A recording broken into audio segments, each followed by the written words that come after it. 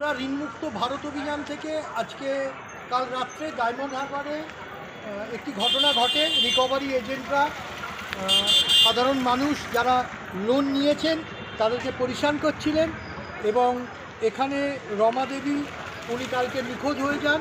সেই ব্যাপারে মধুমিতা ম্যাডাম দায়িত্ব নিয়ে পুলিশের সাথে যোগাযোগ করে পুলিশকে পাঠান এবং রিকভারি এজেন্টরা তখন পালিয়ে যায় এবং যথারীতি আজকে সকাল থেকে আবার ডিস্টারবেন্স করছে।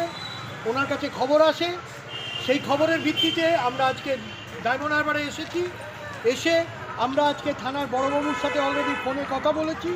আমরা আজকে থানায় ডেপুটেশন দিলাম যে আগামী কাল থেকে যাতে কোনো রিকভারি এজেন্ট কারোর ওপর কোনো রকম এই অত্যাচার বা চাপ সৃষ্টি না করতে পারে, তার জন্য আমরা থানায় আজকে ডায়মন্ড হারবার থানায় আমরা এই ডেপুটেশন কর্মসূচি এইমাত্র করলাম।